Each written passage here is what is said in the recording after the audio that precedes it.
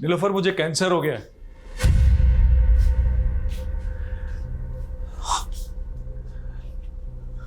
सच कह रहा हूं, मेरे पास अब ज्यादा दिन नहीं बचे हैं। मरने से पहले मैं सारे गिले शिकवे तुम्हारे साथ जो हुए दूर करना चाहता हूं। अगर तुम कहो तो बाकी बची जिंदगी तुम्हारे साथ रहने के बहाने मत ढूंढा करो यार। भरोसे के लायक नहीं हो तुम। और अब मुझे तुमसे कोई मतलब नहीं। तुम्हारा मुझसे कोई मतलब नहीं है? कोई मतलब नहीं है तुम्हें मुझसे? तो मेरी जिंदगी का कोई मतलब नहीं है। हर्ष क्या है? पागलपन मत मैं करो। पागल नहीं हूँ, तुम्हें ड्रामा लग रहा है? मैं अभी करके दिखाता हूँ। पागलपन मत करो।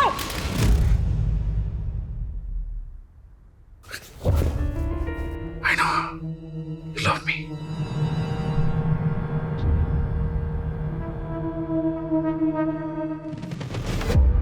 इस शहर का जायका बड़ा कमाल है। कई लोग यहाँ रोजाना कई लजीज सपने पकाते हैं और ये शहर सबको डकार जाता है।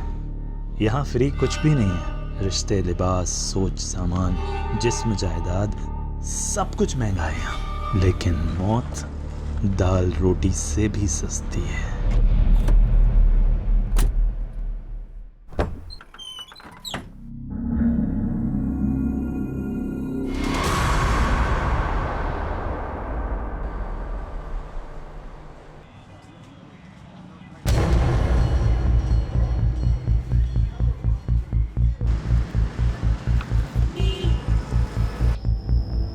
जल्दी करो। सॉरी नीलोफर, सुबह से कुछ भी नहीं खाया था। वैसे हम जा कहाँ रहे हैं? अभिनंदन बैंक्वेट। अरे हाँ, आज तो कीर्ति की शादी है ना। पहले बताया क्यों नहीं मेरे को? मैं कपड़े चेंज कर लेता। हाँ, रास्ते में तुम्हारे लिए शेरवानी ले लेते हैं। हम शादी में नहीं जा रहे स्टूपिड। तुमने जो गूफ अप करा है उसे रेक्टिफाई करने जा रहे हैं। नो एक्सक्यूज जेकब, दूल्हा विदाउट सेहरा पॉसिबल ही नहीं है। नो इश्यूज कीर्ति। और वैसे भी हमारी कम्युनिटी में सब एक्साइटेड है कि आज जेकब फर्नांडिस घोड़े पे शादी करने जाएगा। घोड़ा नहीं बुद्धू, घोड़ी होती है। सीरियसली यार, इन लोगों ने घोड़ा बुक कर दिया। हंसो मत यार, जाओ जाकर जेंडर चेंज करो। अच्छा एक मिनट, मेरी फ्रेंड नीलोफर का कॉल आ रहा है। I will see you at Jaimala. Hi Nilofar. Thank God Kirti तुमने फोन उठा लिया। मुझे तुमसे बहुत इंपॉर्टेंट बात करनी है। कीर्ति, तुम्हारा होने वाला हस्बैंड एक फ्रॉड है। ये कई बार नाम बदल के पहले भी शादियां कर चुका है। इनफैक्ट इसका टारगेट होता है कि ये रिच लड़कियां फंसाता है, फिर उनसे मोटी डाउरी लेता है और प्रॉपर्टी बेच के भाग जाता है। ये इसकी मॉडस ऑपरेंडी है यार। और ये सब तो मुझे अब बता रही हूँ। 2 महीने पहले मैंने तुम्हारी डिटेक्टिव एजेंसी को इस काम पर लगाया था ताकि पता चल सके कि वो इंसान सही है या गलत, उसका बैकग्राउंड क्या है। और तुमने क्या किया? और गोल्डी, तुमने तो मुझे सारे ग्रीन सिग्नल्स दिए थे ना कि सब सही है। उसके बाद जाकर मैंने हाँ किया। कीर्ति, गोल्डी से गलती हो गई। मैंने तुम्हें सिर्फ काम नहीं दिया था नीलोफर। मैंने समझा था तुम मेरी दोस्त हो और तुम्हारे लिए मेरे कंसर्न्स मैटर करते हैं, पर तुमने किसी चीज पर ध्यान नहीं दिया। मेरी sorry. Sorry my foot Nilofar. 25 lakh लग चुके हैं शादी पे, इंक्लूडिंग योर फीस। और वहां पे ना वेन्यू के बाहर सारे गेस्ट खड़े। क्या बोलूं मैं उनको जाकर? और आज ना जेकब से ज्यादा मुझे तुम पर गुस्सा आ रहा है, और इसे ना मैं कभी भूलूंगी नहीं। मैम, कुछ बोलना भी मत। देखा, तुम्हारी वजह से कितना सुनना पड़ा मुझे। मैम गोल्डी, कुछ दिनों तक अपनी शक्ल मत दिखाना मुझे।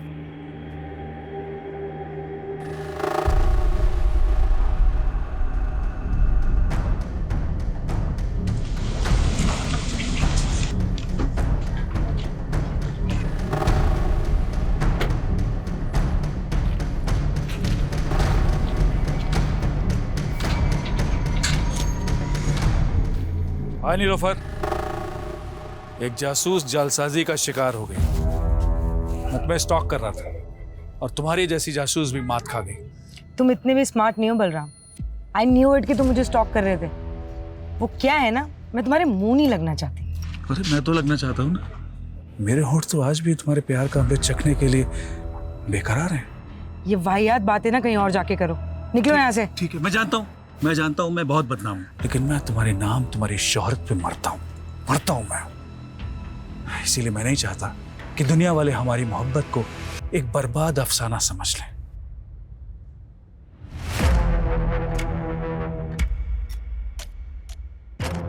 बेहतर होगा अंदर बुला लो।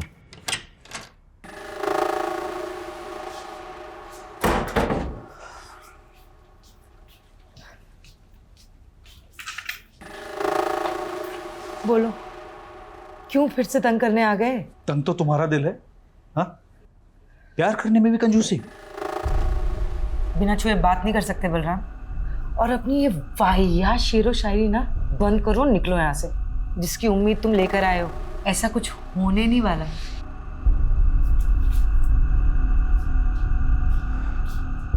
मैं तो नाउम्मीद होकर ही आया हूं। तुम मुझसे क्या, मेरी जिंदगी मुझसे रूठ गई है। मतलब? नीलोफर, मुझे कैंसर हो गया है।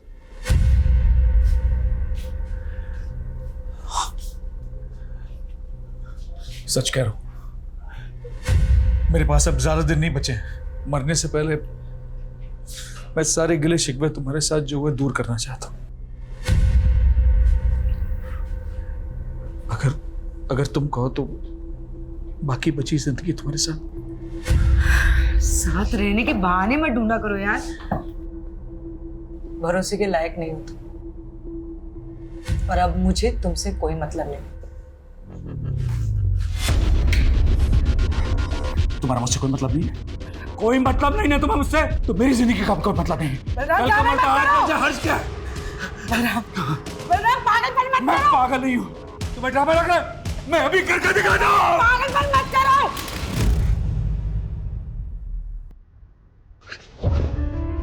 I know. You love me.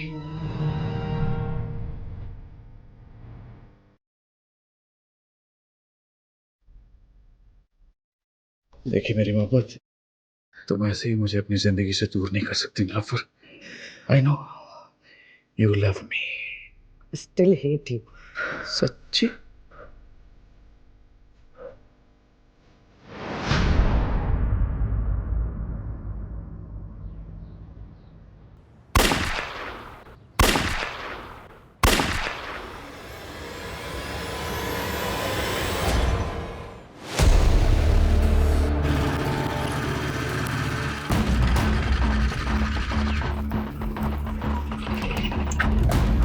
Sir, पड़ोसी ने 3 गन शॉट्स की आवाज सुनी है। इसके अलावा किसी को कुछ नहीं पता सर। सर, घर अंदर से बंद है, कुछ समझ में नहीं आ रहा है। सर, मुझे लगता है ये क्लियर हॉस्टेज सिचुएशन है। चल, घर किसका? Sir, Nilofar Malik, private detective है। अभी अंदर कितने लोग हैं? सर, वो तो पता नहीं, पड़ोसी ने कहा कि मियाँ बीबी अंदर गए।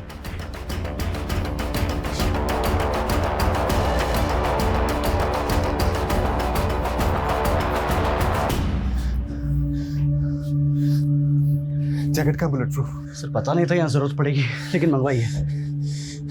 उसका टाइम नहीं है हमारे पास, इंटरलॉक तोड़ना पड़ेगा।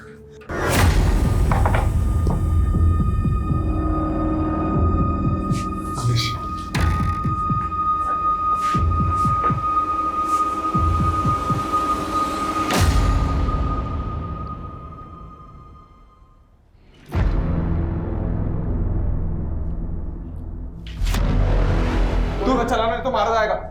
सरेंडर कर दे, इसी में तेरी भलाई है। इसका कोई दोस्त, रिश्तेदार या पड़ोस में कोई है जिसको ये मानता है? नहीं पता सर। अरे कोई तो होगा। सर, 3 गन शॉट मार्क्स है। लगता है क्लोज रेंज से शूट किया लेडी को।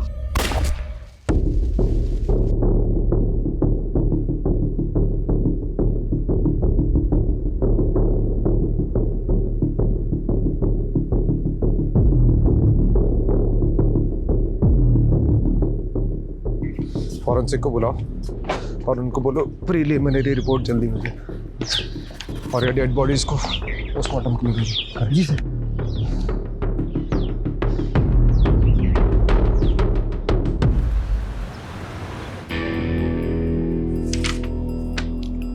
अजय, प्रिलिमिनरी फॉरेंसिक रिपोर्ट के हिसाब से क्राइम सीन पे कोई भी अननोन फिंगरप्रिंट्स नहीं मिले। गन के ट्रिगर पे भी जो फिंगरप्रिंट है वो बलराम के हैं।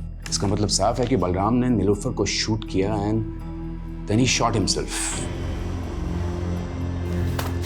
क्या सोच रहा है? अगर ऐसा ही हुआ है तो बलराम ने खुद को मारने से पहले ये क्यों बोला कि वो अपनी बीवी को बचा नहीं पाया? राजीव, हम सोचते हैं कि मरने वाला कभी झूठ नहीं बोलता, लेकिन यहाँ सबूत सच बोल रहे हैं। हस्बैंड वाइफ के बीच में जो भी कुछ हुआ, उसके बाद हस्बैंड ने वाइफ को मारा और फिर जेल जाने के डर से या फिर गिल्ट की वजह से उसने अपने आप को गोली मारी। आई फील ये ओपन एंड शट केस है राजीव। लेकिन मर्डर वेपन एक पिस्टल है, वो कहाँ से आया उसके सोर्स की प्रोफाइलिंग तो करनी पड़ेगी ना। राजीव, मारने वाला पिस्टल कहीं से भी अरेंज कर सकता है और इस पॉइंट को अंडर कंसिडरेशन रखकर भी हम केस को क्लोज कर सकते हैं ना। देख, इस पे इतनी एनर्जी वेस्ट मत कर। एक काम कर, पोस्टमार्टम के बाद उन दोनों के रिलेटिव्स को ढूंढो, उनकी बॉडीज हैंड ओवर कर दो and that will be all.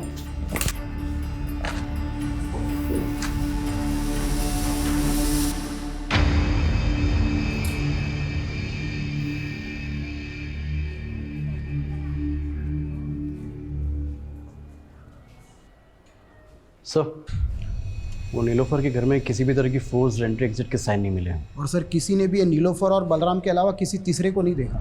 ये बलराम और नीलोफर के रिश्तेदारों को पता चला? नहीं सर, लेकिन इतना पता चला है कि जो नीलोफर है ना, ये NRI थी और इंडिया में तो इसके कोई भी रिलेटिव नहीं थे। और सर हाँ, यहाँ पर इसके डिटेक्टिव एजेंसी है और इसका एक असिस्टेंट है गोल्डी। और बलराम? सर बलराम को तो यहाँ के लोग पिछले 1 साल से ही जानते हैं, क्योंकि ये बलराम ने नीलोफर के साथ पिछले 1 साल पहले ही शादी की थी और नीलोफर के घर में ही रहना था। बाकी की फॉर्मेलिटीज लोकल पुलिस कर लेगी। दोस्तों जी, अपने पुराने केस में लगते हैं। जी सर।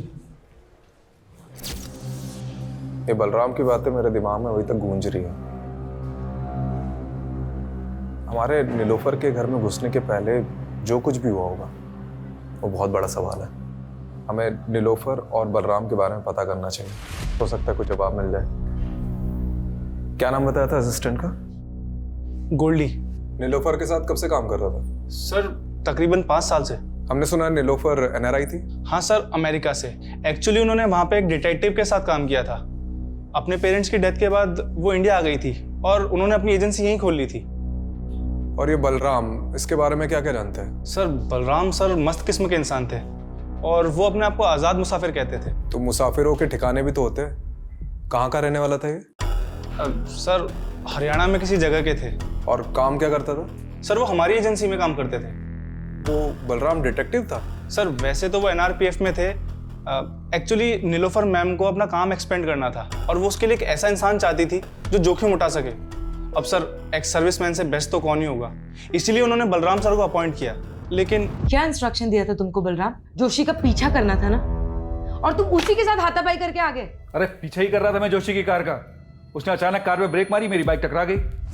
साली की बैकलाइट क्या फूटी, थप्पड़ मार दिया उसने मुझे, तो मैं क्या करता? अरे तुम्हारी इसी बेवकूफी की वजह से जोशी को पता चल गया कि मेरा क्लाइंट उसकी जासूसी करा रहा है। तुम छोड़ो ये जासूसी, एक बाउंसर की नौकरी ढूंढ लो, वही सूट करती है तुमको। और तभी उनका प्रोफेशनल एसोसिएशन खत्म हो गया। लेकिन सर इतने डिफरेंसेस के बावजूद भी उन दोनों में प्यार हुआ और सर पिछले ही साल उन्होंने शादी भी की थी। एक बात बता कि बलराम नीलोफर को मार सकता है? सर मुझे नहीं लगता। तो कौन मार सकता है नीलोफर को? कीर्ति, तुम्हारा होने वाला हस्बैंड एक फ्रॉड है।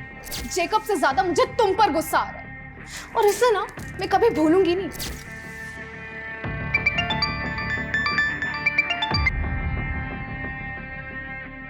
हेलो याद तो मुझे ही कर रही होगी ना डार्लिंग। कमीने, तू हिम्मत है तो सामने आके बात कर, नंबर बदल के कॉल मत कर। अरे हम जरूर मिलेंगे। मैं भी उन मोमेंट्स को भूल नहीं पा रहा हूँ जब हम शादी से पहले एक हो गए थे। क्या दिन थे, जानती है? वो सब मैंने रिकॉर्ड कर रखा है। मैं सोच भी नहीं सकती तू इतना गिरा हुआ निकल सकता है। तू मेरे सामने होता ना तो I would have killed you. ओहो, मेरी बेबी को गुस्सा आ रहा है, बहुत गुस्सा आ रहा है। हाँ? मुझे भी आया था उस डिटेक्टिव पे जब वो कबाब में हड्डी बन गई थी, पर अब मेरा गुस्सा शांत हो गया। May your friend Nilofer rest in peace.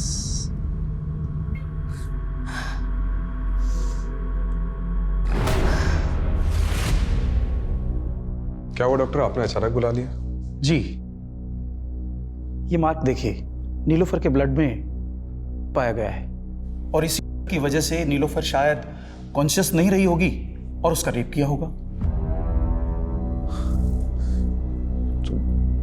ये रेपिस्ट का डीएनए क्या बलराम के डीएनए से मैच करता है? नीलोफर की बॉडी पे रेपिस्ट का डीएनए मिला ही नहीं। शायद रेपिस्ट ने कॉन्डोम यूज किया हो। सर, ये नीलोफर के घर से हमें ना सिरिंज मिली है ना मिला है, तो क्या ये सब बलराम ने गायब किया होगा?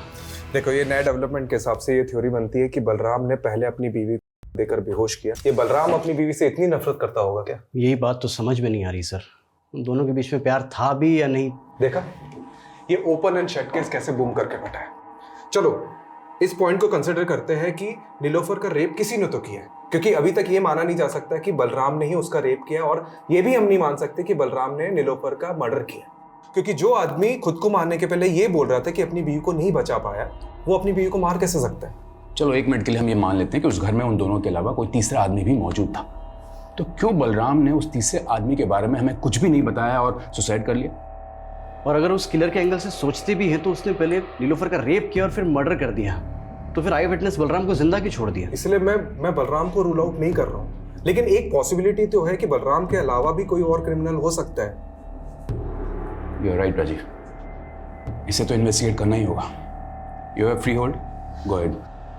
सिक्के को अगर हम यहाँ से देखें तो इसका सिर्फ एक ही पहलू नजर आता है, लेकिन इस केस का सिक्का खुद उठ के कह रहा है कि इसके 2 पहलू हैं। मतलब सर? मतलब रस्तोगी जी, बलराम और नीलोफर की पर्सनल लाइफ को खंगालना होगा। देखते हैं इस केस का असली कलाकार सिर्फ बलराम ही था या और कोई था जिसके पास अपना कोई मोटिव था।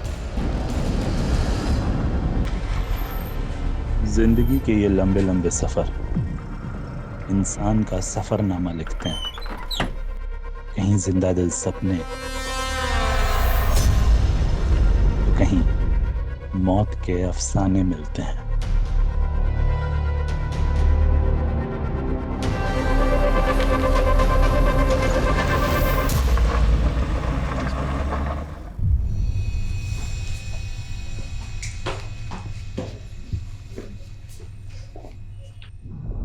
अरे कनक बेटा, अरे इतनी सी बात पे कोई रोता है क्या?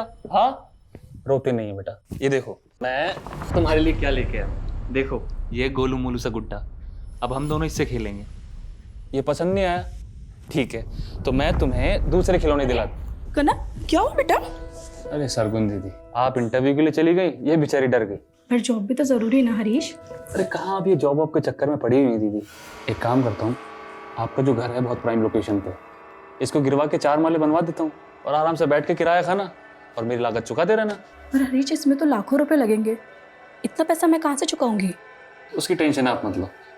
आप एक काम करना, इसमें से एक माला मुझे दे देना, बीच वाला माला मैं रख लूंगा, और आप ये जॉब का चक्कर छोड़ दो दीदी।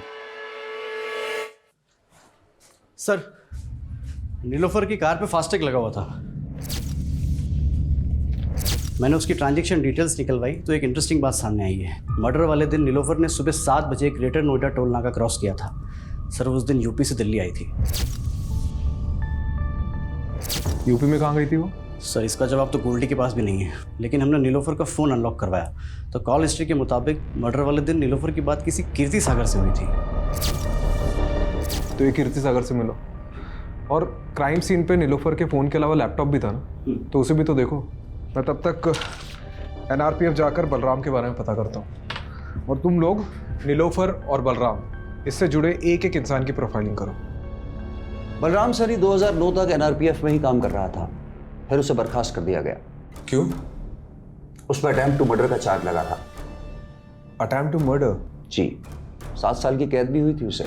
2009 से 7 साल, मतलब 2016 तक तो वो जेल में ही रहा होगा। ये किसका मर्डर करने की कोशिश की थी उसने? विक्रांत सिसोदिया का, वो उसका कलीग था। बहुत दिनों बाद आ रहा है ना शादी से। विक्रांत! बलराम क्या कर रहा है ये? 7 साल बाद बलराम सैनी तो कैद से रिहा हो गया। ऐसा क्या हुआ था कि बलराम अपने दोस्त का दुश्मन बन गया? बलराम को शक था कि उसकी बीवी का अफेयर उसके दोस्त के साथ है। लेकिन बलराम और नीलोफर की शादी तो 1 साल पहले हुई थी। इसका मतलब है कि नीलोफर के पहले भी बलराम की शादी हो चुकी थी। जी हाँ, उसका एक बेटा भी है। कहाँ है आजकल? बलराम फरीदाबाद का रहने वाला था, हो सकता है उसकी फैमिली भी वहीं रहती हो। ये लीजिए उसका एड्रेस। हाँ, मैंने अच्छे से सोच लिया है। आप तुरंत पिटीशन फाइल कर दीजिए। जी हाँ, मैं मिलता हूँ आप सब। ओके। संकेत कहाँ जा रहा है और कौन सी पिटीशन फाइल करने की बात कर रहा है? अपने बाप की चिता तो नहीं जला पाऊंगा, तो सोचा कुछ ऐसा करूं जिससे मेरी भी आंखें खुल जाए और आपकी भी। संकेत साफ साफ बोल, पहेलियां मत बुझा। पहले यही सुलझा रहा हूँ माँ, पहली सुलझ जाएगी तो बात करेंगे। संकेत, संकेत कहाँ जा रहा है? सर ये बलराम का कैरेक्टर कुछ समझ में नहीं आ रहा है। ऊपर से उसकी पहली बीवी और ये लड़का अजीब है दोनों। अब इस कांड के बारे में पता तो चल ही गया होगा, उसके बावजूद ना तो सामने आए ना ही बॉडी क्लेम करने आए। लेकिन मैं तो ये समझने की कोशिश कर रहा हूँ कि नीलोफर ने एक ऐसे आदमी से शादी क्यों की जिसका क्रिमिनल बैकग्राउंड था। मुझे एक बात का ताज्जुब हो रहा है। एक तरफ नीलोफर ने आपको एक गलत इंसान से शादी करने से रोका, दूसरी तरफ खुद नीलोफर ने बलराम से शादी की जो कि अटेम्प्ट टू मर्डर में अंदर हुआ था। यह हमें आज ही पता चला है। इस बारे में मुझे कुछ नहीं पता, पर हाँ, नीलोफर ने मुझे ये ज़रूर बताया था कि बलराम पहले शादी कर चुका था, और मैंने भी उससे मजाक मजाक में पूछ लिया कि उसने बलराम में ऐसा क्या देखा। कुछ मत पूछ यार, बलराम में पतियों वाली कोई क्वालिटी नहीं है यार, और काम तो उसे करना ही नहीं आता है, और पैसा उसके पास है नहीं। तो तुझे उसमें पसंद क्या है? उसकी शेरो शायरी। वो तो है कीर्ति, उसकी बेस्ट बात पता है क्या है? वो मेरे लिए किसी की भी जान ले सकता है, और ये सोच के ना बहुत सिक्योर फील होता है। क्या ये बलराम नीलोफर की जान ले सकता है? नहीं, उन दोनों में झगड़ा जरूर होता था, but they both loved each other. आपकी दोस्त ने कभी ऐसा कोई हिंट दिया कि उसे किसी से खतरा है या कोई उसे नुकसान पहुंचा सकता है? नहीं, ऐसा कभी कुछ नहीं बताया, पर हाँ, उस दिन नीलोफर ने गोल्डी को बहुत डांटा था क्योंकि गोल्डी ने जेकब का बैकग्राउंड चेक करने में गलती कर दी थी।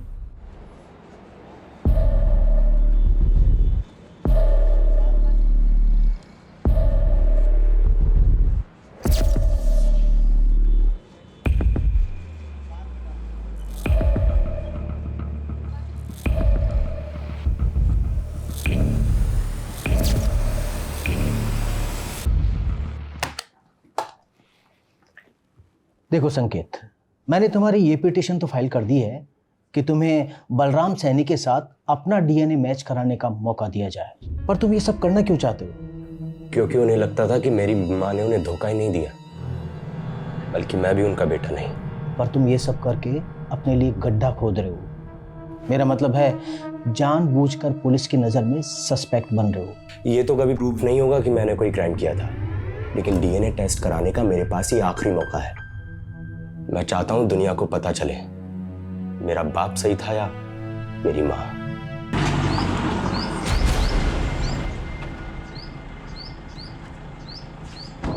हमें समझ नहीं आ रहा है कि जो नीलोफर का रेप हुआ है, मर्डर हुआ है, वो बलराम ने किया है कि नहीं। इसलिए उसके बारे में हम आपसे कुछ जानना है।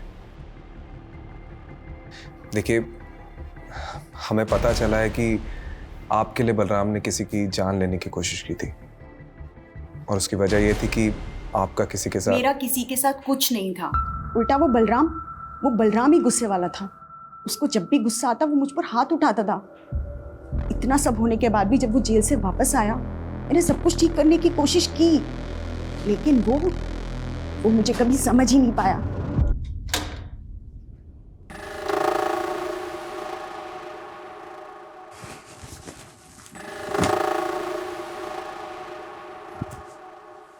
देखो, मैं यही चाहती हूँ कि हम नए सिरे से जिंदगी शुरू करें। नई जिंदगी नए सिरे से? विक्रांत के बाद कोई नया यार मिला क्या? बोलना, कोई नया यार मिला क्या? जेल जाके भी तुम्हारे दिमाग से कचरा नहीं निकला ना? अरे कैसे समझाऊं तुम्हें, गलतफहमी हुई थी। चुप, बिल्कुल चुप, मुझे कोई गलतफहमी नहीं हुई है। याद कर, सैकड़ों दुआएं मांग रहे थे हम लोग कि हम लोग को एक बच्चा हो जाए, लेकिन बच्चा पैदा नहीं हो रहा था। और अचानक एक दिन तुम बोली कि तुम प्रेग्नेंट हो गई, और जब तुमने कहा कि वो मेरा ही बच्चा है, मैं बेवकूफ मान गया। मेरी आंखें खुल गई हैं। ये संकेत उसी कमीने का खून है ना, विक्रांत का? उसकी वजह से मैं अपने बेटे के आगे शर्मिंदा हुई। जो गलतफहमी एक बार बाप बेटे ने पाल ली, वो दूर नहीं होती। आप नीलोफर से कभी मिली थी? सच बताना। हाँ मिली थी, लेकिन उसी की भलाई के लिए मिली थी। ऐसी कौन सी भलाई की आपने? सुना था कामयाब औरतों के सपने भी कामयाब होते हैं। फिर तुमने एक नाकामयाब आदमी से रिश्ता कैसे जोड़ लिया? नाकाम तो आपका रिश्ता रहा है, बलराम को तो धोखा दिया था ना आपने। बड़ी जल्दी उसकी बातों में आ गई। ये भी भूल गई कि वो 7 साल जेल रह के आया है। डूबती कश्ती में पांव रखा है तुमने। डूबने से पहले उतर जाओ तो अच्छा है। मैंने तो उसकी सलामती ही चाहिए थी, लेकिन जब अपनी किस्मत नहीं बदल पाई तो उसकी क्या बदलती। आपको शक होगा कि कांड बलराम ने किया या नहीं, लेकिन मुझे पूरा यकीन है कि बलराम ने पहले नीलोफर को मारा, बाद में खुदकुशी की। आखिर उसके पाप का घड़ा भर ही गया था। कैसी लगी कनक? अच्छी है ना? चल तू जल्दी से जा और जाकर के पहन के दिखा। क्या बात है दीदी, कनक के लिए नई ड्रेस? लगता है दिल्ली में जो इंटरव्यू दिया था वो पास कर लिया है। हाँ? वो तो बिल्कुल बेकार गया, लेकिन हाँ कोड़ियागंज में मुझे एक जॉब मिल रही है। सोच रही हूँ कनक के साथ जाके वहीं शिफ्ट हो जाऊँ। शिफ्ट कर रही हो? तो फिर इस घर का क्या करना है? आप बोलो तो बिकवा दूँ। तो मेरा घर बेचने पर क्यों तुला है? मतलब आप कौड़ियागंज चली जाएंगी और पीछे से इस घर पे किसी ने कब्जा कर लिया तो? कमलेश, ये बलराम का कैरेक्टर कुछ समझ में नहीं आ रहा है। मतलब उसे सस्पेक्ट मानो या विक्टिम, पता नहीं। अच्छा, ये तीसरे आदमी की थ्योरी से कुछ हाथ लगा? सर ये नीलोफर का लैपटॉप ऑन किया है मैंने। इसमें सर ये जैकब की कुछ फोटोज मिले हैं। सर ये तो पहुंचा हुआ अपराधी है, कई स्टेट्स में मोस्ट वांटेड है। इसके ऊपर तो सर धोखाधड़ी और अटेम्प्ट टू मर्डर जैसे चार्जेस हैं।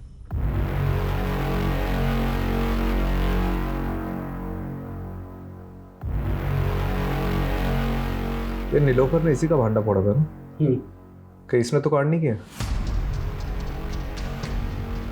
ये फोटोज देख, ये कैसी फोटोज है?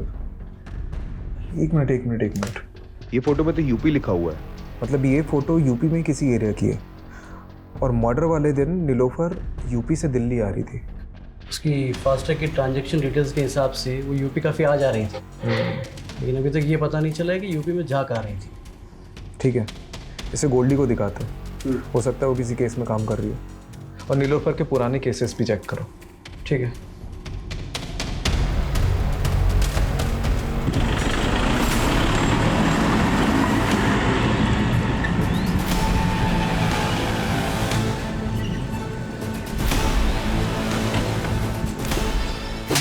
हमसे होशियारी। छोड़ो हमें, छोड़ो। अरे मिश्रा, पहले पापा को तो पकड़ने दीजिए आपका कॉलर।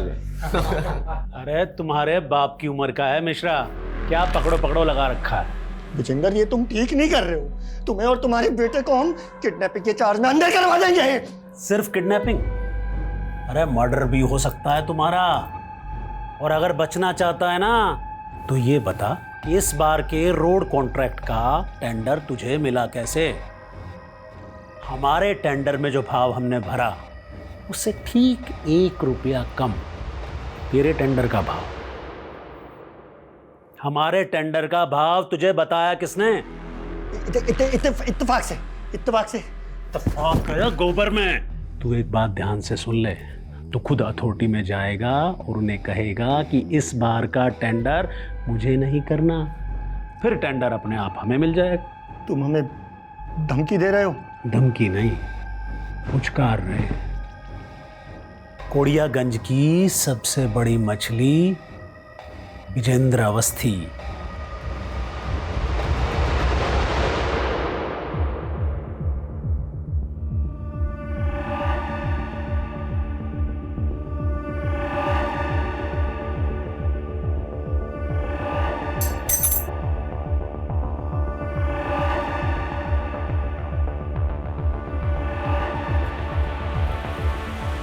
ये चाबी इस बुक में क्या कर रही है? सर वो नीलोफर मैम के घर की चाबी है।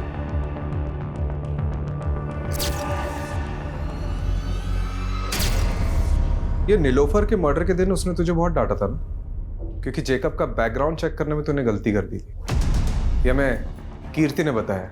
अब नीलोफर के घर मर्डर के दिन कोई भी फोर्स एंट्री और एग्जिट के हमें निशान नहीं मिले, तो पॉसिबिलिटी है कि किलर ने ऐसी ही कोई चाबी यूज की होगी घर में घुसने की, और इससे भी ज्यादा स्ट्रॉन्ग पॉसिबिलिटी हो सकती है कि यही चाबी यूज की गई होगी घर में घुसने की, जो तूने यूज की होगी। अरे सर आप कुछ भी बोल रहे हो।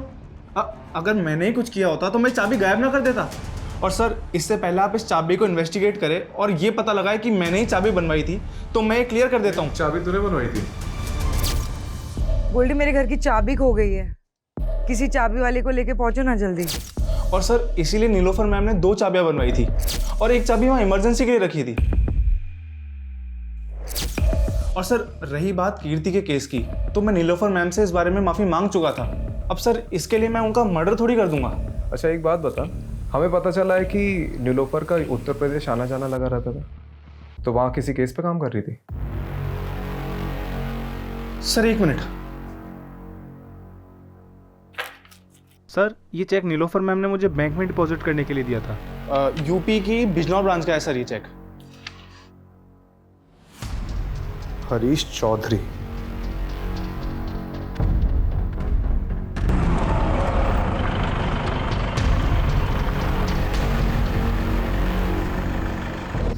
सर दरअसल मैंने ही वो चेक दिए थे एडवांस नीलोफर।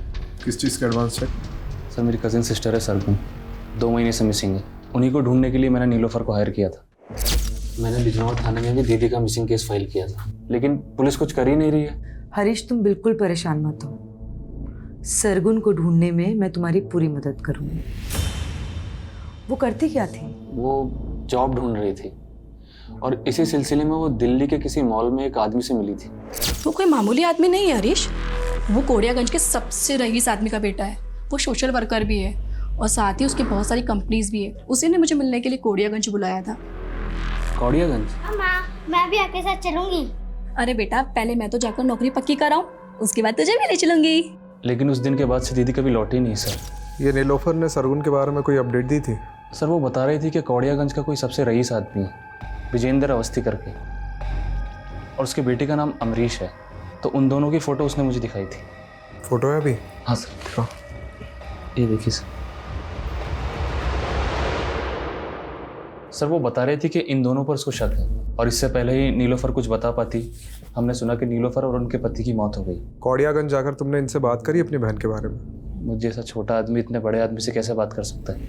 सोचा पुलिस को ही बता दूं, लेकिन उन्होंने कुछ नहीं किया। ठीक है।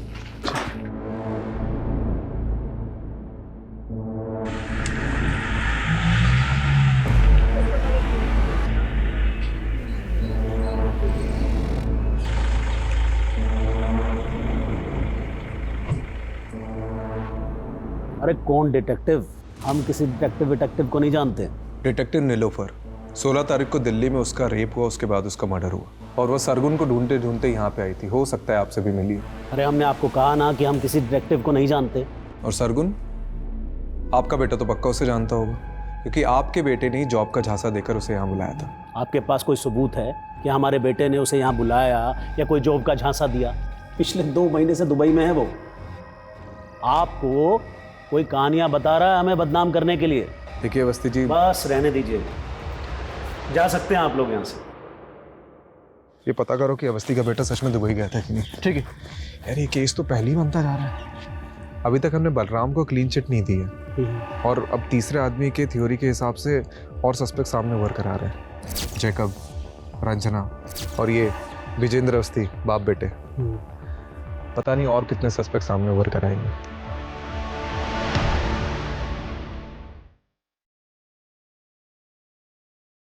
खाना लगा दूं? हाथ है मेरे, मैं खुद ले लूंगा। तो कल से बना भी लेना। अरे कितनी बार समझाया है, तू समझता क्यों नहीं है? बस कीजिए आप, अब ये झकझक खत्म होने ही वाली है। डीएनए रिपोर्ट आते ही आप अपने रास्ते, मैं अपने रास्ते।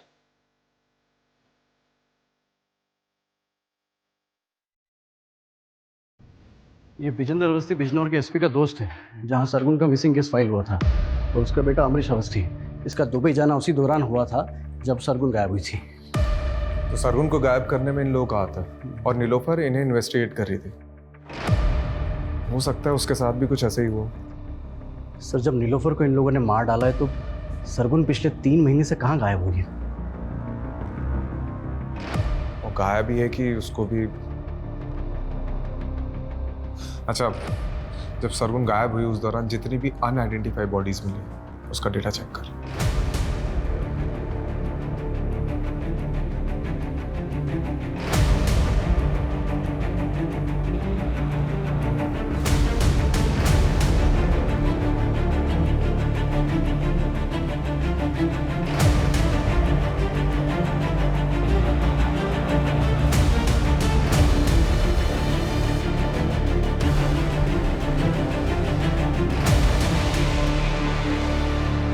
सर 3 महीने पहले हापुड़ में एक औरत की डेड बॉडी मिली थी जिसकी डिटेल बिल्कुल सरगुन से मिलती है। इस शहर का जायका बड़ा कमाल है। कई लोग यहाँ रोज़ाना कई लजीज सपने पकाते हैं और ये शहर सबको डकार जाता है। यहाँ फ्री कुछ भी नहीं, रिश्ते, लिबास, सोच समझ, जिस्म, जायदाद, सब कुछ महंगा है यहाँ, लेकिन मौत दाल रोटी से भी सस्ती। सर सरगुन की तरह नीलोफर भी रेप पीड़िता थी, तो क्या दोनों का कातिल एक ही होगा? सरगुन की लाश के पास में पोइट्री मिलना, मुझे ये सरगुन का केस नीलोफर के केस से बिल्कुल अलग लग रहा है। ये यूपी और दिल्ली में हुए रिसेंट रेप केसेस की मैंने डिटेल्स भी निकलवाई है। सिक्के का दूसरा पहलू ढूंढते ढूंढते पहला भूल गया क्या? देख, सब जानते हैं कि बलराम शेर व शायरी का शौकीन था, तो हम ये क्यों नहीं सोच रहे कि वो भी तो ये सब चीज़ कर सकता है। और हो सकता है कि नीलोफर को बलराम की सच्चाई का पता चल गया और बलराम ने नीलोफर को। सर बलराम का सरगुन से कोई कनेक्शन नहीं मिला है, लेकिन फिर भी हमें इस एंगल को इन्वेस्टिगेट करना पड़ेगा। सर ये पटवर्धन ने मैसेज भेजा है, संकेत का और बलराम का डीएनए मैच हो गया है। ये संकेत बलराम का ही बेटा है। अब कोसेगा बाप की तरह पीटेगा, कभी पति के आगे कभी बेटे के आगे, बार बार औरत क्यों झुकती है? सॉरी नहीं संकेत, मेरा स्वाभिमान इतना भी कमजोर नहीं है।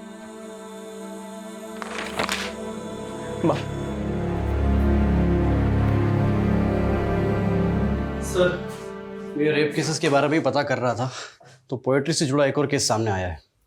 2 दिन पहले दादरी हाईवे पर एक लड़की की लाश मिली है, सेम मॉडस ऑपरेंडी। जिंदगी के ये लंबे लंबे सफ़र कहीं यूं ही ना गुजर जाए, आओ मिलकर एक नया समा बनाए।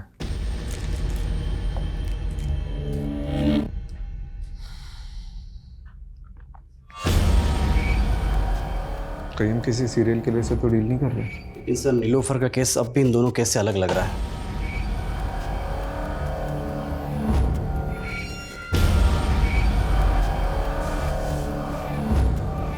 ये सरगुन की लाश हमें हापुड़ में मिली और इस लड़की की लाश हमें दादरी में मिली है। दादरी और हापुड़ इन दोनों का डिस्टेंस लगभग 50 किलोमीटर है और नीलोफर अक्सर ग्रेटर नोएडा से होकर गुजरती थी और यही रास्ता हापुड़ से होते हुए कौड़ियागंज तक जाता है और जितने क्राइम्स हुए हैं वो इसी एरिया में हुए। तो हो सकता है कि क्रिमिनल इसी एरिया का हो और नीलोफर का इन्वेस्टिगेशन एरिया भी यही हो। सर इस केस में दादरी पुलिस के पास एक लीड है। उनको क्राइम सीन के पास एक कैब दिखी थी जो उन्हें सस्पिशियस लगी थी, लेकिन सर अभी तक ना उस कैब का नंबर मिला है और ना ही कुछ और। सर ये कैब ढूंढना मतलब समंदर में से सुई ढूंढने जैसा है। लेकिन इसके अलावा कोई ऑप्शन नहीं है। ठीक है, एक काम करो, इस एरिया के सारे लोकल और आउटस्टेशन कैब प्रोवाइडर से कांटेक्ट करो। सारी प्राइवेट कैब होल्डर्स, उनके ड्राइवर्स, कस्टमर्स, ट्रैवलर्स सबसे कांटेक्ट करो। ठीक है। ये किलर शायरी करता है, इसके सारे ट्रेड्स रिकॉर्ड करने होंगे।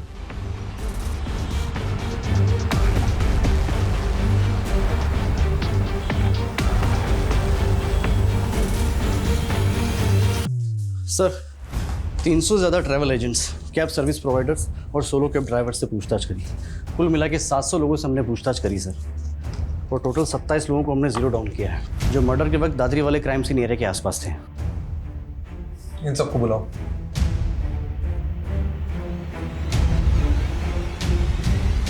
ये 16 मार्च को तो हापुड़ में था। हाँ सर। ये लड़की तेरी कैब में थी? सर मेरी कैब में बहुत सारी सवारियां बैठती हैं, अब हर किसी का चेहरा याद थोड़े ना रहेगा। 11 जून को दादरी में कहाँ पर था तू? सर दादरी में मैं हमेशा ही खिलौना फैक्ट्री में जाता हूँ सर। क्यों, रोज तुम्हारे कैब में वही सवारी बनती है क्या? सवारी? सर कैब मेरी नहीं है, मैं कैब हायर करता हूँ। अच्छा, तो कोई ऐसे कैब ड्राइवर को जानते हो जो शेर व शायरी करता है? सर ऐसा तो कोई मेरे दिमाग में नहीं आ रहा अभी। ठीक है, तुम जा सकते हो। सर एक मिनट, सर एक कैब वाला मुझे ज़रूर याद आ रहा है, क्योंकि सर उसके म्यूज़िक सिस्टम में गज़लें चल रही थी। गज़लें? वो बंदा मुझे इसलिए याद है क्योंकि वो इंग्लिश में बोलने की कोशिश कर रहा था, और सर वो अपने आप को MBA करा हुआ बता रहा था। सर देखो, इनमें से कोई है क्या? इनमें से है कोई वो कैब ड्राइवर? सर ये था वो, यही सदा सर। हाँ, चमन लाल। सर इससे तो मैं अभी 2 घंटे पहले ही मिला।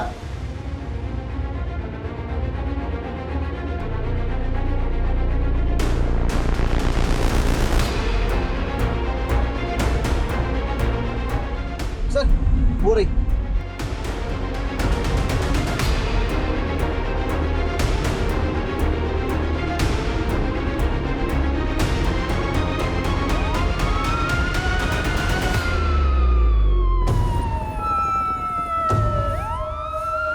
हेलो, यहाँ हापुड़ रोड पे बैकअप भेजो फटाफट।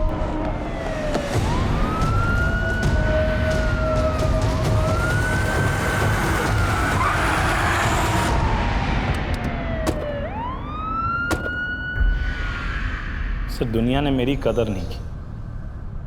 MBA किया तो जॉब नहीं मिली, जॉब नहीं मिली, पैसा नहीं, लड़की नहीं, शादी नहीं, कुछ नहीं। एक MBA वाले की फ्रस्ट्रेशन समझते हैं आप सर? फ्रस्ट्रेशन में कैब चलाना पड़ा। वो उन दिनों एक कपल मेरे कैब का रेगुलर कस्टमर था। वो दोनों चिपक के ना मेरी जलाते रहते थे। तो बस मैंने एक दिन हिडन कैमरा लगा दिया, फिर वो वीडियो बनाकर मैंने उस लड़की को ब्लैकमेल किया। वो मुझे लाखों देने को तैयार थी, पर पता है सर मैंने उससे क्या मांगा? उससे उसका जिस्म। तब से ना तलब सी हो गई मुझे लड़कियों। और सरगुन को क्या बोला तुमने कि तू विजेंद्र अवस्थी का बेटा है? सर वो हमारे कस्बे का सबसे रईस आदमी है, और सरगुन से मॉल में दोस्ती हो गई थी, तो बस इंप्रेशन झाड़ दिया मैंने और जॉब का झांसा देकर अगले दिन उसके साथ। फिर सारा मालूम पड़ा कि वो नीलोफर सरगुन का पता करते करते कौड़ियागंज पहुंच गई है। एक्सक्यूज मी जी, आप विजेंद्र अवस्थी का घर जानते हैं? जी पास ही में, आइए आपको ले चलता। चलिए। वैसे विजेंद्र अवस्थी के यहाँ आपको क्या काम पड़ गया? विजेंद्र जी के बेटे मेरी दोस्त के दोस्त हैं, इसीलिए कुछ काम था। उस नीलोफर को देखते ही ना अंदर से ना वो सेक्स वाला लव जाग गया। बस उसका पीछा किया, पीछा करते करते मालूम पड़ा अरे वो तो डिटेक्टिव। बस तबीयत ना निखर सी गई मेरी कि इस बार शेर एक शेरनी का शिकार करेगा।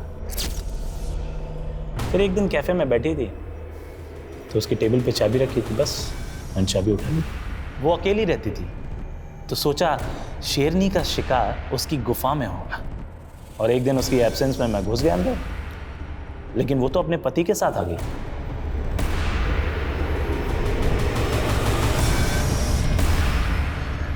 ए चल छोड़। कौन है? चल फटाफट इधर चल। चल कौन है? चल चल कौन है? चल इधर। ए इधर आ, इधर आ, इधर आ वरना गोली मार दूंगा। देखो तुम्हें इधर आ। फटाफट इसका हाथ मार। बहुत बड़ा गोली मार। बांध। जल्दी बंद। क्या चाहिए तेरे को?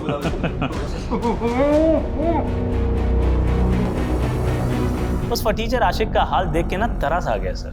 साला दिल और जुबान से शायर जैसा था, ऊपर से बोल रहा था उसको कैंसर था, मरने ही वाला था सर। तरस आ गया तो छोड़ दिया मैंने।